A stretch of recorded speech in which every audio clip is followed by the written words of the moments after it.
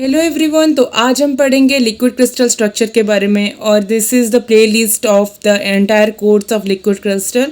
I will cover all the parts of liquid crystal that is mentioned in normal kind of college university syllabus. Okay.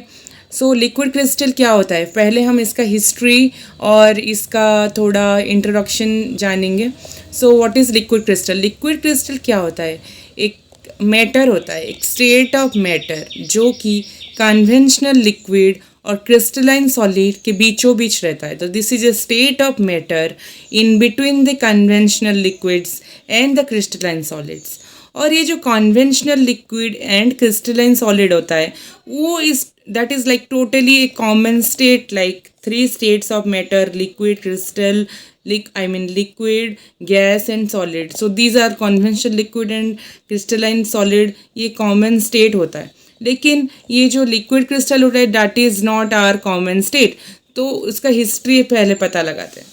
So if you see the history, then firstly a scientist named Reinzer क्या किए 1888 में, ये याद रखना बहुत easy है. 1888 a scientist name ranger, वो क्या किए, एक गाजर लिए, एक कैरोट लिए और कैरोट से वो क्या एक कंपाउंड एक्सट्रैक्ट करते हैं जिनका नाम होता है कोलेस्ट्रॉल बेंजोएट.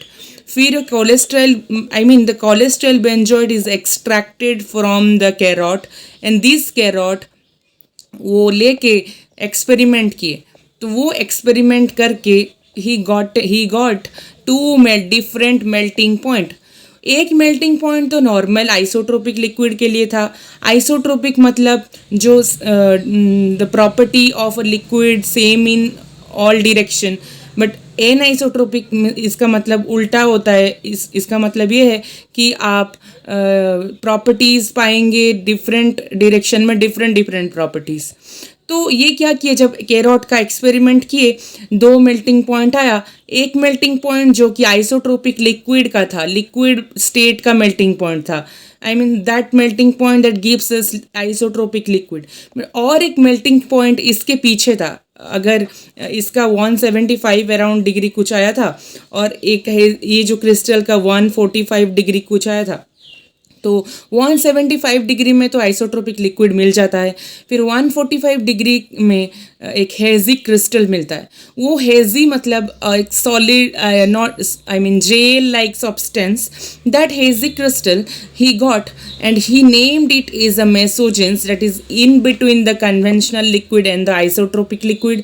वो एक दो मेल्टिंग पॉइंट कैसे आया, ये मेल्टिंग पॉइंट है, इसका मतलब ये है कि ये टेम्परेचर डिपेंडेंट है. तो उसको बाद में नाम देते हैं मेसोजेंस.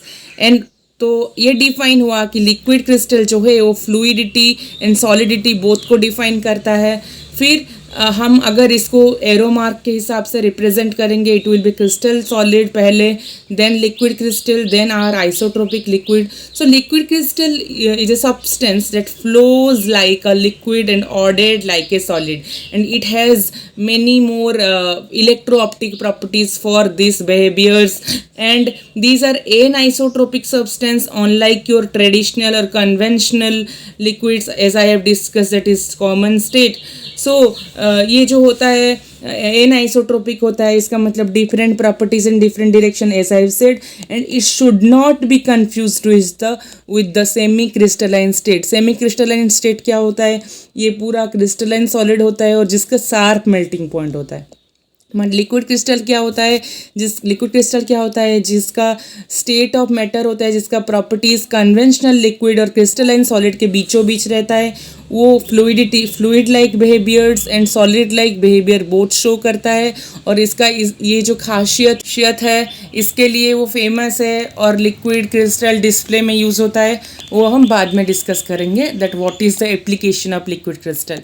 Thank you so much. I hope you understand what is the basic introduction of liquid crystal structure and the history and some additional discussions to make the topic easier. Thank you.